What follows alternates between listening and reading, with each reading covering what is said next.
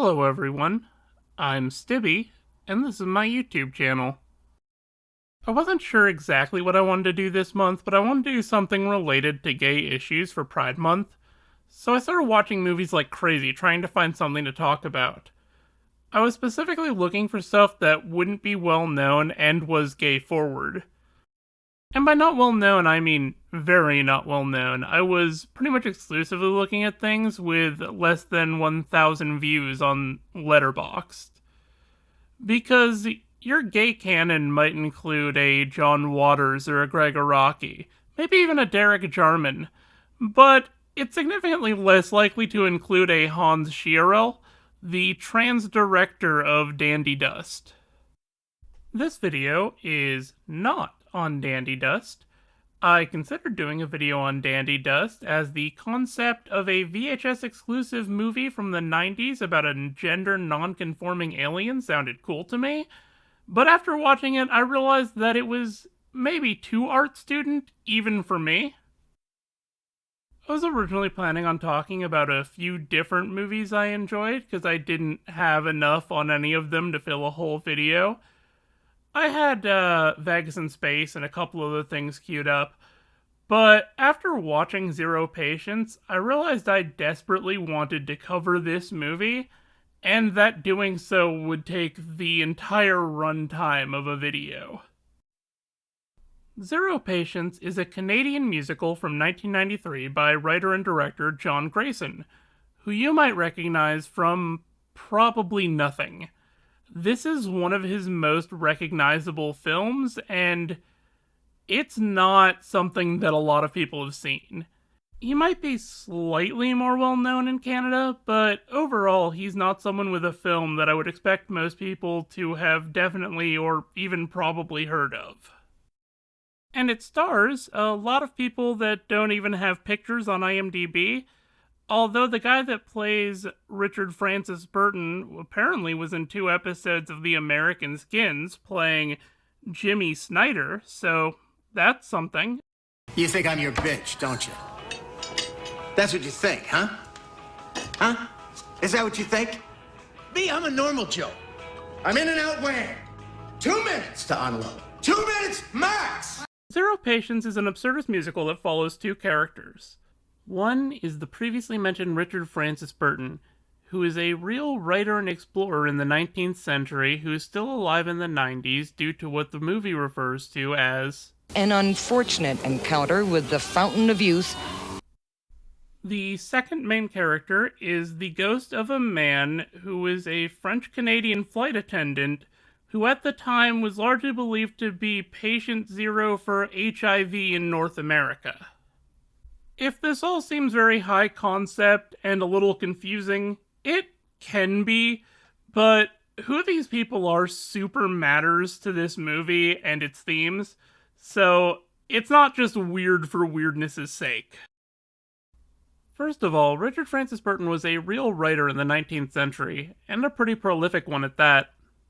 He was, in a lot of ways, very forward-thinking for his time, writing a lot about sex and sexuality in a way that was not very common or recommended in those times. He also apparently wrote a lot about penis measuring and was very interested in taboos, so your mileage may vary with him as a historical figure. I've heard all sorts of theories about the origins of homosexuality. This is a new one. I had to present my homosexual research in such a way that was unthreatening to an English readership. My sotatic theory suggested England was too cold for sodomy to occur. Ipso facto, my reading public was reassured. Ipso facto, I could publish without censorship. You convinced the British Empire that they'd go homo if they went to the sunny colonies. And that's not even to mention some of the racism. I mean, the guy was a British explorer in the 19th century. That almost goes without saying. The HIV patient Zero is also a real guy. In this movie, he's only referred to as Zero, and that's all I'm going to call him in this video. But if you truly care, his name is easy enough to look up. You might not know Zero as a French-Canadian gay man, but I'm sure that most people listening know some version of this story. A man goes to Africa and his fluids mix with a monkey somehow. Depending on how sensationalist the person telling the story wants to be, that can happen in any number of different ways. But through this activity, the man contracts HIV. He then comes back from Africa and starts sleeping with people in North America, and the HIV virus spreads from there. In the movie, Richard Francis Burton, who goes by the name Dick in the modern day, works as a taxidermist and diorama maker at a British museum in Canada, and he wants to do a diorama on the history of HIV in North America for the museum's infectious disease display. He says he wants the display to be a sensationalist music video to get the kids' attention, and he gets funding for this from the pharmaceutical companies currently bolstering their profits with money from drugs that fight HIV. A promiscuous, irresponsible, homosexual Canadian. Hardly a positive role model, Dick. He was French Canadian. Ah. French Canadian. At the same time, elsewhere in Canada, the ghost of Zero is rising from the dead in the first musical number of the movie. That's right, when I said this was a musical, I meant it. And not a wishy-washy diegetic song-only musical, we're talking full, nonsense, breaking into song musical. The song itself is performed through a synchronized swimming routine in the space between life and death, and the vibe of it kind of reminds me of an REM song, which would make sense given the general time period that this movie was produced. The music throughout this, in general, is really, really good. Save my life, a life I could have had, just like the parasite. So, Zero wakes up as a ghost who can't be seen by anybody. In exploring around, he runs into an old sexual partner who is now himself going blind due to complications with HIV. Optical issues, including blindness, are pretty common in later stages of HIV and AIDS. This can be a tough topic. Actually, a lot of the movie covers very tough topics in a way that I find interesting. But it's worth mentioning that this movie doesn't actually feel as dire to watch as describing it may come off at times. This movie is, first and foremost, an absurdist comedy. I mean, there's a song in this movie about how if you get a boner at a communal shower in a gay bathhouse, you should wear it with pride. When you pop a boner in the shower, hoist it like a flag for all to see. Returning to Zero, he does what I feel like a lot of people would do in this situation. He goes around and sees old friends and family to see how they're doing now that he's gone. At the same time, you have Dick going around to all of Zero's friends and family and harassing them for interviews for his exhibit. In the interviews, he asks leading questions that fit his preconceived narrative, painting Zero as not only an irresponsible sexual practitioner, but a serial killer who intentionally spreads the virus. I feel that I should be very clear that there is no evidence of any intentionality to the spreading of HIV either in the movie or in the real-life case of Patient Zero. They couldn't even definitively prove that HIV was sexually transmitted at the time of this study.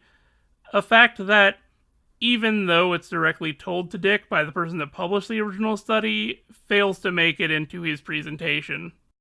You didn't order him to stop having sex, though, did you? It didn't work that way. We told him that there was a very good chance that this new disease was sexually transmitted. He asked for conclusive evidence. Well, of course, back then we didn't have any. He also dishonestly edits Zero's mother, as well as one of his co-workers who is also HIV positive and the leader of the local ACT UP chapter, to make it seem like Zero was at very least dangerously irresponsible and immoral. For anyone that doesn't know, ACT UP is an acronym for AIDS Coalition to Unleash Power, and it is a real political advocacy group for people who are HIV positive. Zero ends up meeting up with Dick outside of one of his former sexual partner's homes, and discovers that Dick is the only one that can see him, but he cannot be captured on Dick's camera. Zero is thankful that someone can finally see him, and Dick realizes that he would benefit from getting info directly from Zero, so they make a deal. Dick can portray Zero any way he likes, as long as he helps Zero become corporeal again. Zero's old friend and sexual partner is an interesting character in his own right. His name is George, and as someone living with AIDS, he's very frustrated by the lack of information on the disease, as it relates to himself, and that goes in a lot of different directions. He's frustrated at the government and medical technicians that tell him one thing, but also with the ACT UP activists that tell him another. He is part of ACT UP, and you see him feeling conflicted about being asked to protest with them a drug that he's currently taking to deal with the symptoms in himself. You want a different treatment? I'm sorry, but it's not released. It needs approval and phase 10 testing. It will be another decade at least. Granted, ACT UP brings up a lot of good points about the drug. From its exorbitant price tag that prices out many who could benefit from it, to the debatable actual effectiveness when it is used. And, alas, I find out later in the movie that it doesn't work as intended for George, and he ends up going fully blind anyway. But I mean, you can really sympathize with George's frustration, even if some of it is misdirected. I've spent enough time in leftist spaces to know how absurd some of the claims made can sound. We're always so goddamn confident and certain about everything. We always know who to blame. It's because we're always right. All doctors are evil, all scientists are corrupt, all the government officials are opportunists. But ultimately, if there is a lack of information around the AIDS crisis, whose fault is that but the government, whose early response in research was super lacking because it was just a gay disease. George also works as a teacher, and you can see him interacting with his students at multiple points in the movie. This leads to an interesting scene where one of the students makes an insensitive AIDS jokes to him during one of the lessons. It's a small moment, but one that left me feeling for him. You can only blame the kids so much, though. It was the 90s, and the topic probably felt far away from him. I can tell you that things like the AIDS crisis felt very far away from me when I was the age of his students. Granted, this was about a decade after this film came out, but, still. I admittedly don't know what it's like in schools today, but I can't imagine that things like the Don't Say Gay bill in Florida make it easier to talk about the history of AIDS and foster an understanding of it. And I don't want to distract too much from all the important stuff I was talking about, but I do want to mention that George's song about not knowing what to do is one of my favorites in the movie. It's in this 80s post-punk style, and it's very good. She says that I can stay healthy. He says I'm gonna die in a year. They're both positive, bad and positive.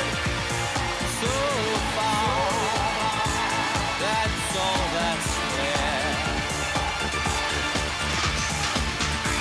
I know they want to know.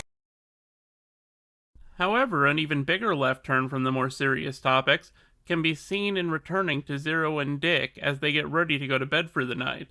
This scene starts with Dick wearing a full-body plastic wrap and telling Zero he can do whatever he wants to him to try to convince him to stay for the night, and ends with them sleeping back to back due to Dick's latent and ingrained homophobia. But while they're sleeping back to back, the second most absurd musical number in the entire movie happens that I don't think I can show you any of, in which their assholes sing a duet about their conflicting moral perspectives on the act of sodomy. This movie demonstrates a type of absurdist gallows humor, and I can't speak for everyone, but it really works for me. I really enjoyed a lot of the humor, from the absurdity to the over-to-the-top characterizations of Richard Francis Burton and his immoral bosses and funders. Dick is probably the most over-the-top person in the movie, but his bosses are not better. When asked to get a representative from ACT UP to sign off on the presentation, he's actively discouraged from seeking their input.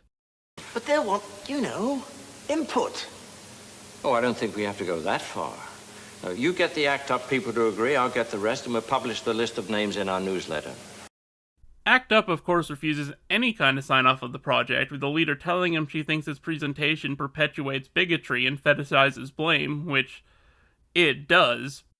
Them not signing off doesn't seem to super matter, though. It just kind of seems like the signature would have been a nice thing to have had to not be protest, but doesn't really matter to not have. Dick is patently invested in perpetuating the most sensationalist version of the story. He doesn't seem to display much interest in other people, and in general his interest in Zero is based entirely off the benefit he can bring to his career, mixed with a repressed sexual attraction to Zero. That is, suppressed until the living diorama number. See, Zero finds a diorama of the taxidermied monkey, said to be the monkey that spread the disease to him, and tells her that he's envious that she doesn't have to feel the guilt he does. In response to which, the monkey turns into a human woman and asks him why she should feel guilt. And, I'm just gonna play the conversation, I think. She's saying that the monkey theory isn't true. You're biased, of course. The facts all show that AIDS came from Africa. Ergo, from you. The experts keep pushing this African origin theory. And why? Oh, let's see. It's sexy. It's tropical. It's across the ocean. This, of course, leads to a musical number where all the taxidermied animals on display turn into humans, sing about how they're not to blame for various diseases, mob and strip Dick and Zero, and put them in one of the displays. And once Dick and Zero are naked, near each other with their inhibitions lowered, they finally, at last, sleep together for the first time. Let's take another break here to talk about the real-life Richard Francis Burton. As a historical figure, whether or not he may have engaged in gay sexual acts is a contested issue. He never explicitly says he does in his writings, but a number of his writings apparently make it seem like he may have at some point in his life. Something that gets mentioned in regards to him is that at one point in his life he quote-unquote infiltrates a gay brothel, and apparently the way that it's talked about, it kinda seems like he may have partaken in some of the activities at that brothel. Keep in mind also that while he was writing, sodomy was literally illegal in Britain, which would certainly affect someone's willingness to disclose that they engaged in it. After some good old-fashioned bonding exercises, Dick and Zero actually start to work together to try to find out how to bring Zero to a corporeal form. And this leads to a scene in which all the themes of the movie come together. The scene starts with Zero examining his own blood through a microscope, and this being the strange, beautiful movie that it is, the cells in the blood are depicted as a bunch of people swimming in a pool, including the cell for the HIV virus itself. And I don't know if you remember before when I referred to the butt singing scene as the second strangest musical number in this movie, but at this point, the HIV virus cell gets its own musical number, and it is by far the most important musical number in the entire movie in regards to this movie's themes. I'm not 100% sure exactly how to do this, so I'm just gonna rip off the Band-Aid. And you may already be aware of this, but Patient Zero, both in this movie and the real guy that the character is based off of, aren't Patient Zero for HIV at all. According to the dialogue here, there have been signs of the HIV virus present in North America since at least the 60s, and from what I've seen from the CDC, that timeline goes back even further. Aside from that, it is basically literally impossible for the disease to have spread as far as it did, as quickly as it did, if it originated with zero. The patient zero theory is extremely debunked. Well, that story proved I brought AIDS to North America. That data merely documents that you slept with some men who slept with some men, etc., etc., etc. But it takes much longer than that, sometimes as long as 10 years to manifest chronic symptoms. In fact, as the film also makes clear, how upfront and honest Zero was in the study helps move understanding of HIV massively, and helped establish more thoroughly that it was in fact sexually transmitted. He should really be remembered as someone who helped society and not the bringer of disease. We, as a culture, have a really hard time when questions of blame have complex answers. There's this desire to reduce these complex issues to easily understood stories with singular villains. I'm not exempt from this, mind you. If you ask me who was responsible for the AIDS epidemic in North America, I might say something like Ronald Reagan. This is obviously an exaggeration in its own right. Let me be clear, the Reagan administration is far from blameless. They ignored the crisis as it ravaged the gay community until it was no longer possible to do so. They spread misinformation and mismanaged the hell out of everything, unless the goal was to spread havoc in the gay community, in which case they adequately managed a terrible thing.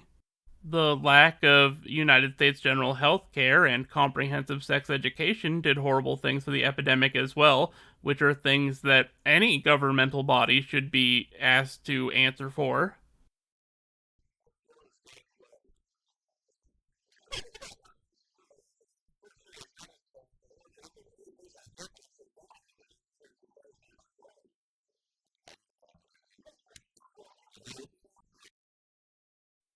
That being said, Reagan is just a face to put on all these issues, many of which were incubated long before his presidency, and basically all continued after he was no longer president and even after his death. Even I have to admit that saying that he is solely responsible for the epidemic is kind of absurd, although maybe not quite as absurd as pinning the whole thing on a random French-Canadian gay flight attendant. And while the gulf in plausibility between the two is fairly large, the gulf in effect of the accusations is even larger. In many leftist spaces, Ronald Reagan is rightfully remembered with the negative light that he deserves, so it can be easy to forget that he died a hero by popular consciousness. There are many that consider him one of the greatest sitting presidents of all time. Zero, or the real man behind Zero, most likely died thinking he was responsible for the AIDS crisis, and there are many who, even not knowing the specifics or knowing a bullshit version of them, still think he's responsible to this day. That is a massive burden for a guy that's just a guy, a random flight attendant, to shoulder completely unjustifiably. I don't know about his mental state, but I can tell you that if it were me, it would take a massive blow to my mental health. Lucky thing. It cannot feel guilty like me. This musical number and the revelations within are what I refer to as the thematic climax of the movie, but there is more between this and the end of the movie proper. I will say, if you get the opportunity, I would watch this yourself as well, even though I am going to go through the whole plot. I think that the musical numbers and absurdity are worth experiencing for yourself. Zero gets sprayed, from the microscope, by a liquid that makes him corporeal for just long enough to reaffirm everything they just learned from the musical on camera. And Dick, having his entire view of the situation shattered, gets to work on a new version of the presentation on the real story. This does not make Zero happy, as he is back to being incorporeal. He accuses Dick of still only caring about his presentation and that he never planned to actually help him regain life. They fight about this and Zero leaves. Dick is affected by the whole ordeal, and having unlocked empathy as well as compassion for Zero, he tries everything he can to get the whole project cancelled. What do you mean you're not ready? You've never missed a deadline in your life. Well, say something, Dick. I'm sorry, sir. I guess you'll have to cancel the display. His boss does not bite on the cancellation, and more than that, decides that he's just going to air the original version of the presentation that paints Zero as an irresponsible harbinger of death. Dick, of course, protests this, both when his boss tells him that that's what he's going to do, and when it's actually airing, but his protests don't seem to matter much. During this section, Dick and Zero also sing a duet about their feelings for one another. There are 6 or 7 things that I wanted to say. Simple things in a simple way.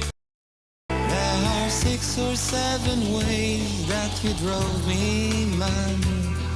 The way you kept talking and talking and talking. One night, ACT UP protesters enter and vandalize the museum. Dick briefly considers trying to stop them, but instead just lets them do it. After ACT UP leaves, in the same scene, Zero shows back up. Dick apologizes for not understanding Zero's point of view, and Zero apologizes for putting unreasonable expectations on Dick, and says that he is ready to move on. Zero sings one final song about his desire to move on while Dick sets fire to the projector, triggering the sprinkler system which destroys the remaining machinery and the film itself for the presentation.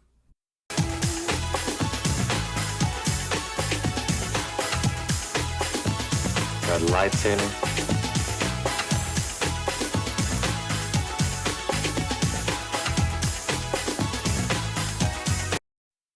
I'll be honest with you, I think I love this film more than others might. That's certainly true based on the average rating. I loved the high concept, I loved the music, I loved how informative it was and how it tackled complex questions, and it got me thinking about the nature of blame in convenient narratives. This type of convenient narrative and simple stories that answer complex issues are just as, if not more prevalent today than they were when this was made, and as such, they are well worth looking out for, because they can have a real human cost. Thank you for watching. I'm innocent. Say that again. I'm not the first, but I'm still the best.